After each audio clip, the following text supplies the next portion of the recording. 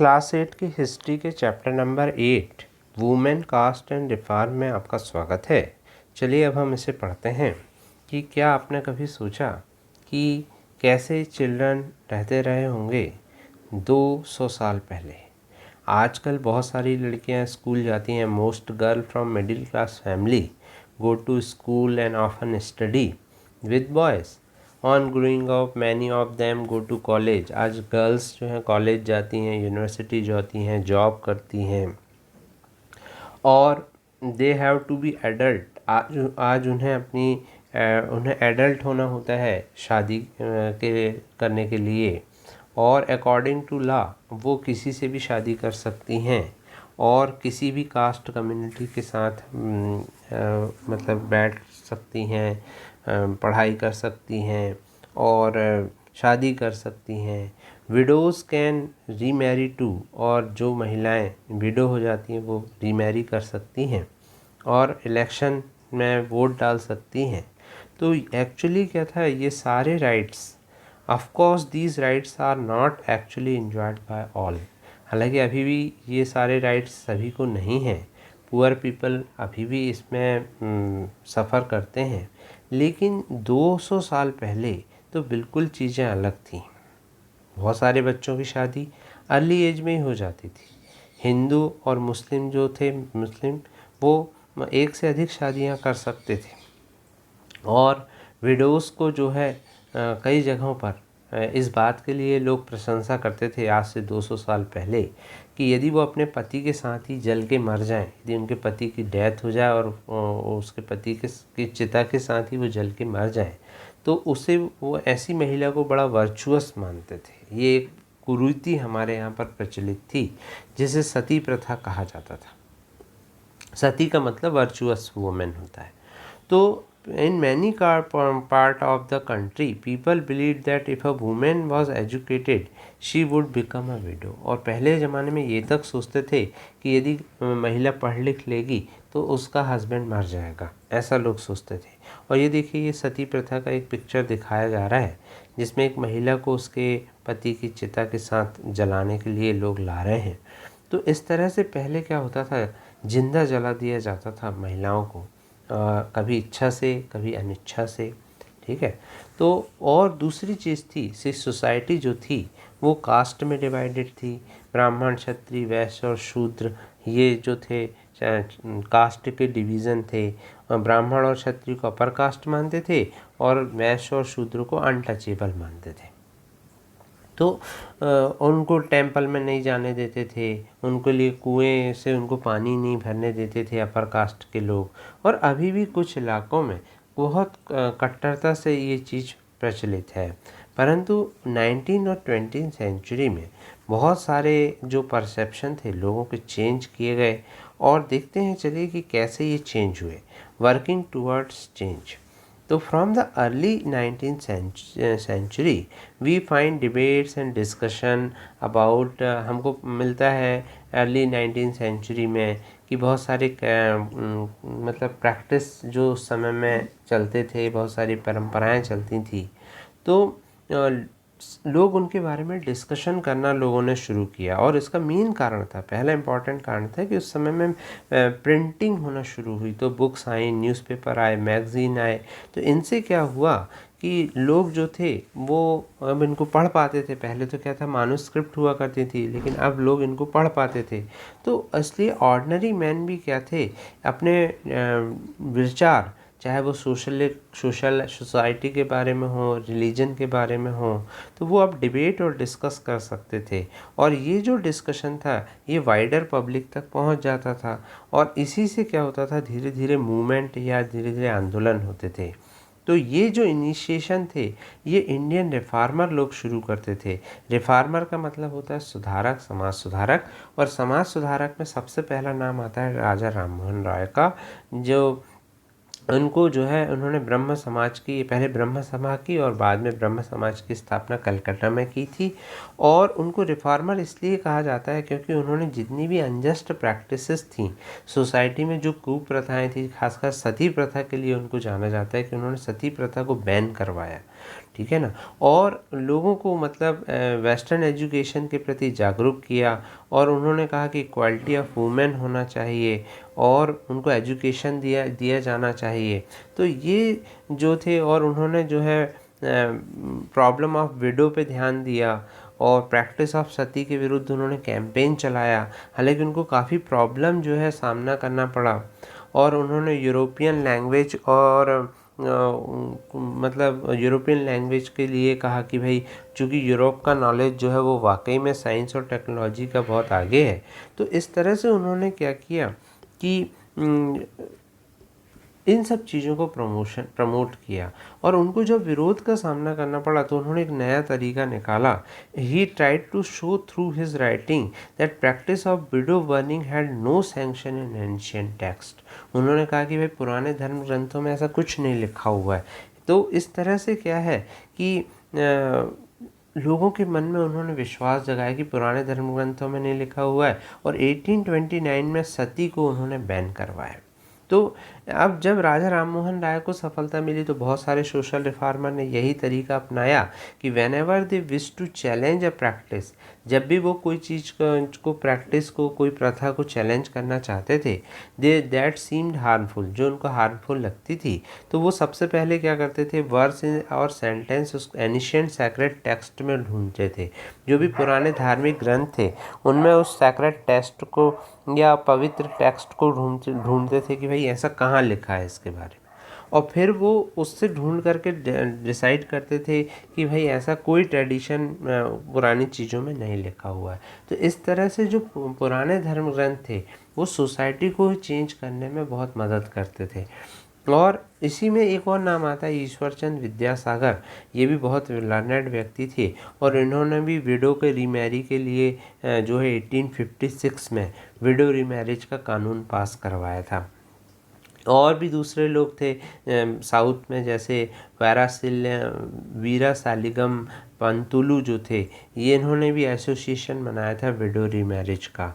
तो इस तरह से और भी लोग धीरे धीरे जुड़े, जैसे स्वामी दयानंद सरस्वती थे। इन्होंने क्या किया था, आर्य समाज की स्थापना की थी और इन्होंने कर्म कांड का विरोध करके वेदों की तरफ ज़्यादा ध्यान देने को कहा था। और इन्होंने जो है आर्य समाज की स्थापना करके बहुत सारी चीज़ें जो ट्रेडिशन थी उनको बदलने की कोशिश की थी। लेकिन yet the number of widows who actually remain low. अब फिर भी ऐसा था कि समाज में जो महिलाएं, जो विधवा महिलाओं की दोबारा शादी होती थी, समाज उनको जो था वो एक निम्न दृष्टि से देखता था। तो इन्होंने आर्य समाज की स्थापना 1875 में की थी।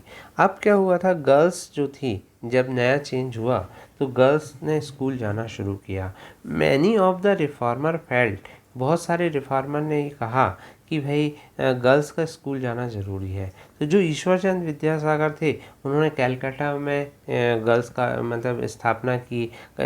बॉम्बे में जो दूसरे जो रिफॉर्मर थे उन्होंने स्कूल्स की स्थापना की। और जब पहले स्कूल खुले मिड 19th सेंचुरी में तो बहुत सारे लोग उनसे स्कूलों से डरते थे, लड़कियों को स्कूल भेजने से, क्योंकि वो फियर करते थे, they fear that school would take girls away from home, prevent them from doing their domestic duties, कि लड़कियों को स्कूल बिगाड़ देगा, वो घर के काम नहीं करेंगी और ट्रैवल नहीं करना चाहिए उनको पब्लिक प्लेस पे, इससे उनके ऊपर करप्टिंग इन्फ्लुएंस पड़ेगा। तो इसलिए जो है गर्ल्स को जो है पब्लिक प्लेस से दूर रहना चाहिए। तो इस तरह से लोगों ने बहाने बनाए और एजुकेशन देने से मना करने लगे।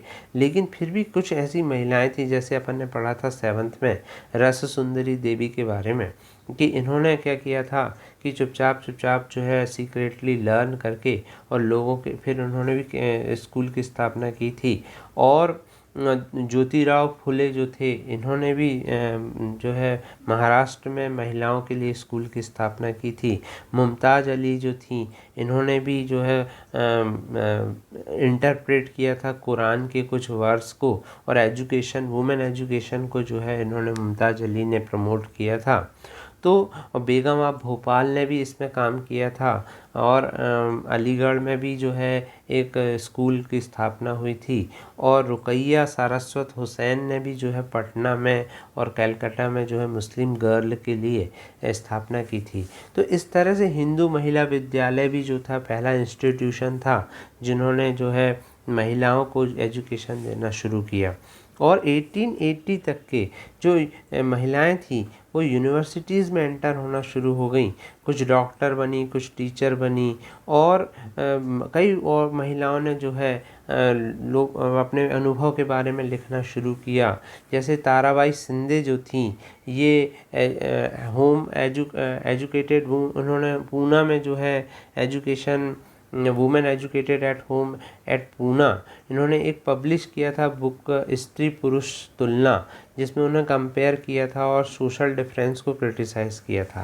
और एक और महिला का नाम हमने पढ़ा था पंडिता रामाबाई, जो कोई ग्रेट स्कॉलर ऑफ संस्कृत थी और जिन्होंने बहुत मतलब काम किया वुमेन एजुकेशन के लिए और कई बुक मतलब उन्होंने बुक भी लिखी। और इस तरह से क्या है उन्होंने एक विडो होम की पूना में स्थापना की और विडोज़ को जो है शेल्टर प्रोवाइड किया। जो उनके रिलेटिव थे हस्बैंड के, वो विडोज़ के साथ बहुत बुरा व्यवहार करते थे।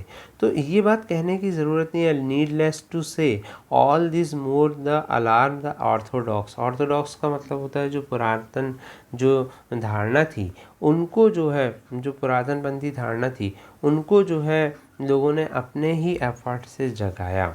और इस तरह से आप देख सकते हैं as you can see by the end of 19th century women themselves ever actively working for reform.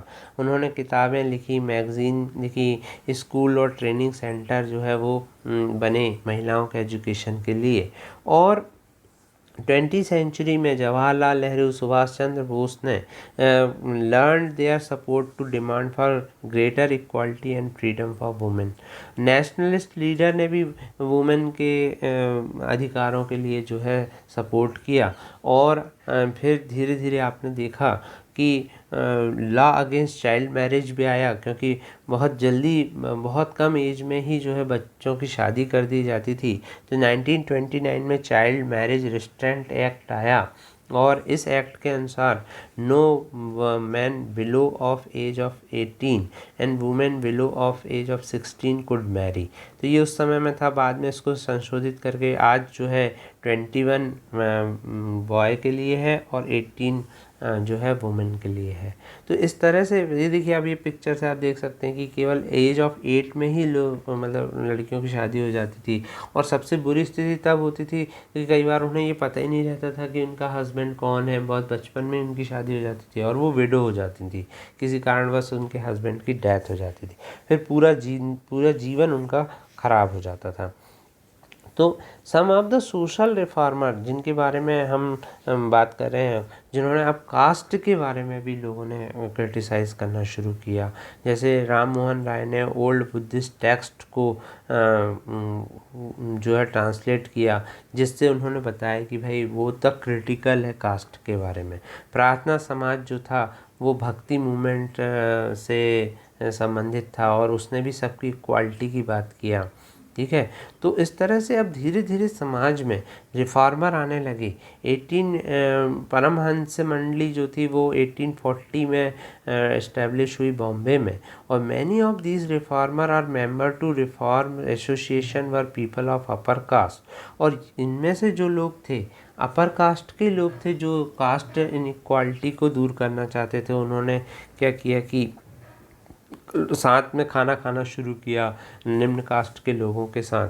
और जो कास्ट टैबूज थे, जो भी कास्ट के बंधन थे कि खाना छूना नहीं चाहिए, साथ में बैठ के नहीं खाना चाहिए, तो इन लोगों ने शुरुआत की परमहंस मंडली ने। और दूसरे लोग थे जिन्होंने क्वेश्चन किया injustice of caste social order के। क्रिश्चियन मिशनरीज ने भी ट्राइबल ग्रुप के लिए जो है एजुकेशन देना शुरू किया। और इसी तरह से क्या हुआ कि उस समय में जो गरीब लोग थे वो शहरों में जाकर के जॉब करते थे और शहरों में तय करते जो भी छोटे स्तर के जॉब थे, जैसे गड्ढा खोदने वाले, carrier, bricklayer, sewage cleaner, sweeper, तो ये जो थे ये जनरली पुअर लोग ही आकर के जो है शहर में काम करने लगे। और धीरे धीरे क्या हुआ, जब उन लोगों को अपॉर्चुनिटी मिली तो पहले तो ये लो कास्ट के लोग थे, और फिर क्या हुआ कि इन लोगों को धीरे धीरे जब ये शहरों में रहने लगे तो उनको जो है एजुकेशन प्राप्त हुआ और फिर उन लोगों के अंदर जागरूकता आई। पर फिर भी जो था, जब यहाँ पर ये लोग शहर में काम करते थे तो अपर कास्ट जो लैंड ओनर थे वो उनके ऊपर जो थे बहुत ह्यूमिलिएशन करते थे। इनका ह्यूमिलिएशन मतलब होता है अपमान, और क्या करते थे, उनको अनटचेबल मानते थे। तो उनके साथ जो है मतलब उनको पानी नहीं भरने देते थे अपने कुएं से, उनके लिए अलग घर होते थे। तो इस तरह से जो था जे जॉब होने के बावजूद शहरों में इन लोगों को प्रॉब्लम्स को सहन करना पड़ा। लेकिन इसके अलावा समाज धीरे धीरे बदल रहा था। जैसे आर्मी में उनके लिए अपॉर्चुनिटीज़ थी, जैसे महार रेजिमेंट बनाई गई। डॉक्टर अम्बेडकर थे, भीमराव अम्बेडकर, तो जो भी दलित मूवमेंट के लीडर थे उन्होंने आर्मी स्कूल में टॉट किया था। और डिमांड ऑफ इक्वालिटी और जस्टिस जो थी वो धीरे धीरे 19th सेंचुरी में जो है नॉन ब्राह्मण जो कास्ट थी अब वो धीरे धीरे मूवमेंट करने लगी थी। धीरे धीरे जो है जैसे सतनामी आंदोलन शुरू हुआ घासीदास जी के द्वारा, और इन्होंने क्या किया, जो लेदर वर्कर थे जितने भी, उनकी कंडीशन को इम्प्रूव करने के लिए, सोशल स्टेटस को इम्प्रूव करने के लिए सतनामी मूवमेंट चलाया था। और ईस्टर्न बंगाल में हरिदास ठाकुर ने जो है मटुआ सेक्ट जो है चंडाला कल्टीवेटर्स के लिए इन्होंने काम किया था। और इन्होंने हरिदास ने जो है क्वेश्चन किया था कि जो भी ब्राह्मणिकल टैक्स हैं जो कास्ट सिस्टम को सपोर्ट करते हैं, तो उस पर उन्होंने क्वेश्चन किया था, लोगों के सामने जागरूकता लाई थी। और श्री नारायण गुरु जो थे उन्होंने भी ideas of unity of people को प्रमोट किया था। और इनके द्वारा एक फेमस स्टेटमेंट था, ओरू जाति ओरम मातम ओरू दैव्यम, मतलब one cast, one religion and one God for human kind. तो धीरे धीरे क्या है, नॉन ब्राह्मण कास्ट आए और इन लोगों ने काफ़ी एफर्ट की, जैसे श्री नारायण गुरु। अब इसी में एक नाम आता है गुलामगिरी। तो गुलामगिरी किसी व्यक्ति का नाम नहीं, ये किताब का नाम है। और ये जो किताब है ये ज्योतिराव फुले जी ने लिखी थी 1827 में। और उन्होंने जो है क्रिश्चियन मिशनरी में अपना एजुकेशन किया था, और उनके अंदर जो है डेवलप हुआ आइडिया सोशल इनजस्टिस का। और उन्होंने ये कहा कि जो ब्राह्मण का क्लेम है कि वो आर्यन है और वो दूसरों से सुपीरियर है, तो उन्होंने ये तर्क दिया कि जो आर्यन थे वो फॉरेनर थे, जो बाहर से आए थे, और यहाँ के जो लोग हैं वो द्रविड़ लोग हैं, या जो यहाँ के इंडिजिनियस पीपल हैं वो यहीं के जो लो कास्ट के लोग हैं, यही लोग यहाँ रहते थे और इन्हीं का ये देश है, ऐसा उन्होंने कहा। फुले ने ये क्लेम किया कि जब आर्यन का रूल था तो गोल्डन एज था, ठीक है ना। और उस समय में मराठा जो थे वो कंट्री साइड में फेयर वेज में जो थे काम करते थे, और मतलब इतनी ज़्यादा स्थिति खराब नहीं थी। उन्होंने प्रपोज किया कि शूद्र और अति शूद्र जो हैं उनको कास्ट डिस्क्रिमिनेशन के लिए यूनाइट होना चाहिए। उन्होंने सत्य शोधक समाज की स्थापना की थी और कास्ट इक्वालिटी पर उन्होंने काफ़ी जोर दिया था।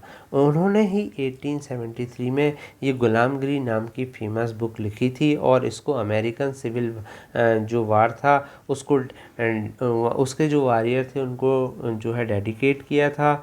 इसलिए किया था क्योंकि उन लोगों ने जो है अमेरिकन ने फ्री स्लेव्स किया था। मतलब उस समय में जो था स्लेव्स प्रथा थी अमेरिका में।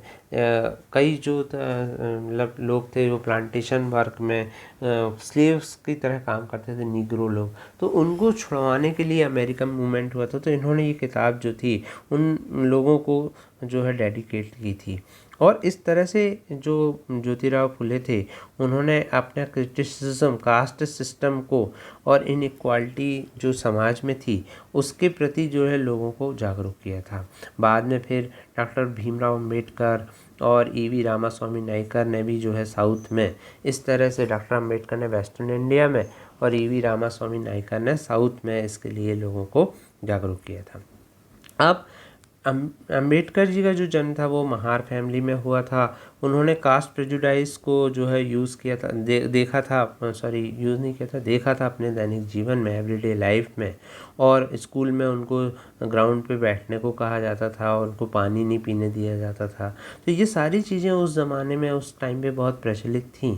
तो उन्होंने क्या किया कि जब 1927 में मतलब जब वो यूएस गए हायर स्टडीज़ के लिए, और 1919 में उन्होंने एक्सटेंसिवली इस चीज़ के बारे में लिखा, अपर कास्ट पावर के बारे में। और 1927 में उन्होंने एक टेम्पल एंट्री मूवमेंट जो है शुरू किया था, जिसमें वो दलितों को मंदिरों में उन्होंने जो है एंट्री करने का अधिकार दिया। और ये मूवमेंट जो है उन्होंने 3 बार चलाए, 1927 से 1935 तक। तो इस तरह से क्या है, नॉन ब्राह्मण मूवमेंट जो है धीरे धीरे स्टार्ट हो गए। और बार बार इन लोगों ने ये आर्ग्यू किया कि जो ब्राह्मण्स हैं वो आर्यन हैं, फॉरेनर हैं, और ओरिजिनल जो लोग यहाँ के रहने वाले इंडिजिनस लोग हैं वो द्रविडियन हैं। और इसमें एक और नाम आता है ईवी रामास्वामी नायकर, जिनको पेरियार के नाम से जाना जाता है। ये भी मिडिल क्लास फैमिली थे। वो एक एसेटिक रहे अपने अर्ली लाइफ में। उन्होंने संस्कृत का अध्ययन किया, कांग्रेस के मेंबर रहे। और जो है उन्होंने जब एक बार मतलब कांग्रेस को छोड़ दिया, जब उन्होंने देखा कि जब सीटिंग अरेंजमेंट जो नेशनलिस्ट फीस्ट में था, जो भोज आयोजित हुआ था, उसमें लोअर कास्ट के लिए अलग बनाया था। और फिर उन्होंने क्या किया, इन्होंने एक सेल्फ रिस्पेक्ट मूवमेंट चलाया था। पेरियार जी का नाम जो है वो अनटचेबल्स के लिए सेल्फ रिस्पेक्ट मूवमेंट चलाया था। तो इस तरह से उन्होंने ये आर्ग्यू किया कि यही लोग जो है अनटचेबल ट्रू जो अपहोल्डर हैं तमिल और द्रविडियन कल्चर के, उन्होंने कहा, और जिसको जो है आर्यन लोगों ने दबा दिया था। तो पेरियार जो थे वो आउटस्पोकन क्रिटिक थे हिंदू स्क्रिप्चर के। मनु संहिता जो है जिसके आधार, जिसमें जो है वर्ण सिस्टम को, जाति प्रथा को बहुत ज़्यादा बताया गया, तो उन पर उसकी उन्होंने काफ़ी आलोचना की। और हिंदू धर्म ग्रंथों की उन्होंने इस बात के लिए आलोचना की कि डोमिनियन है ब्राह्मण्स का हर जगह। फिर इस तरह से क्या हुआ कि जो स्पीच हुई, राइटिंग हुआ लीडर्स के द्वारा, अपर कास्ट का क्रिटिसिज्म हुआ, और बहुत सारी इस तरह की जब चीज़ें हुई, तो जो ऑब्जेक्ट ऑफ दिस एसोसिएशन था कि कास्ट डिस्टिंक्शन को जो है वो कम किया जाए। कास्ट डिस्टिंक्शन को जो है धीरे धीरे बंगाल में इसके लिए काफ़ी चीज़ें हुई, डिबेट और स्ट्रगल हुए कॉलोनियल पीरियड में, और ये अभी भी चल रहे हैं। तो अब हम देखें कि उस ज़माने में और क्या क्या था। मतलब जब भारत में सुधार होना शुरू हुए तो कौन कौन से ऐसा ऑर्गेनाइजेशन थे। जैसे सबसे पहले ब्रह्म समाज था। ये जो था इन्होंने 1830 में ब्रह्म समाज स्थापित हुआ था। इन्होंने जो है सभी प्रकार की मूर्ति पूजा, आइडोलेट्री का विरोध किया था, ठीक है। और ये ब्रह्म समाज को इसके लिए जाना जाता है। फिर देरोजियो जो थे वो यंग बंगाल में थे, वो टीचर थे हिंदू कॉलेज में, और उन्होंने रेडिकल आइडियाज़ और को प्रमोट किया। और इन्होंने यंग बंगाल मूवमेंट चलाया था। देरोजियो का नाम बहुत फेमस है, हेनरी लुइस विवियन देरोजियो, ये एक टीचर रहे हैं। फिर रामकृष्ण मिशन के बारे में आप जानते ही हैं कि ये भी बहुत फेमस मिशन था। स्वामी विवेकानंद जी ने इसको स्थापित किया था। रामकृष्ण जो थे वो उनके गुरु थे। और स्वामी विवेकानंद का जो बचपन का नाम था वो नरेंद्र था। उन्होंने world parliament of religion Chicago में 1893 में जो है भारतीय धर्म को जो है सर्वोच्च रख करके भारतीय धर्म और फिलॉसफी के बारे में पूरे वर्ल्ड को जागृत किया था, और भारतीयों को जो है अपने कल्चर पर प्राउड करना सिखाया था। वेदांत के सिद्धांत को उन्होंने जो है ग्लोबल स्केल पे रख करके लोगों को प्रभावित किया था। तो उन्होंने जो है यंग्स को भी मतलब यूथ को भी जो है यूनाइट करने के लिए कहा कि वो स्पिरिचुअल हेरिटेज को समझें और सिंबल ऑफ न्यू स्पिरिट बने। इसी प्रकार प्रार्थना समाज 1867 में बॉम्बे में स्थापित हुआ था और इसने भी कास्ट रिस्ट्रिक्शन, चाइल्ड मैरिज और एजुकेशन ऑफ वुमेन के लिए काम किया था, ठीक है, और विडो रीमैरिज को जो है प्रमोट किया था। वेद समाज जो है ये मद्रास चेन्नई में 1864 में स्थापित हुआ था। ये ब्रह्म समाज से इंस्पायर्ड था। इसने भी कास्ट डिस्टिंक्शन को अबॉलिश करने पर काम किया था, विडो रीमैरिज पर काम किया था और वुमेन एजुकेशन पर काम किया था। अलीगढ़ मूवमेंट जो था वो the Mohammedan Anglo oriental college जो था, मोहम्मदियन एंग्लो ओरिएंटल कॉलेज की स्थापना सैयद अहमद खान ने 1875 में अलीगढ़ में की थी, जिसको अलीगढ़ मुस्लिम यूनिवर्सिटी के नाम से जाना जाता है। तो ये इंस्टीट्यूशन मॉडर्न एजुकेशन को, वेस्टर्न साइंस को जो है मुस्लिम्स को प्रदान करने में ये इसकी काफ़ी भूमिका रही है और इसका इम्पॉर्टेंट जो है इफ़ेक्ट रहा है एजुकेशनल रिफॉर्म में हमारे देश के अलीगढ़ मूवमेंट का। इसी प्रकार सिंह सभा मूवमेंट जो थी वो अमृतसर में शुरू हुई थी सिखों के द्वारा और इन्होंने भी क्या किया था कि एजुकेशन सिख के लिए जो है और नॉन सिख के लिए जो है प्रमोट करना शुरू किया था। और खालसा कॉलेज जो है अमृतसर में 1892 में सिंह सभा के लीडर्स के द्वारा स्थापित हुआ था। तो ये सब ऑर्गेनाइजेशन थे। तो इस प्रकार हम देखेंगे कि हमें इस चैप्टर में ये बताया गया कि किस तरह से वुमेन एजुकेशन और कास्ट रिफॉर्म के लिए हमारे देश में प्रयास हुए, कौन कौन से लोगों ने प्रयास किया और किस तरह से एक स्टेप बाय स्टेप इसमें आज भी जो है प्रयास जारी है कि हमारा जो समाज है उसमें इक्वालिटी आए और हमारे कॉन्स्टिट्यूशन में जो इक्वालिटी की बात कही गई है वो सबके लिए समान रूप से लागू हो। Thank you very much.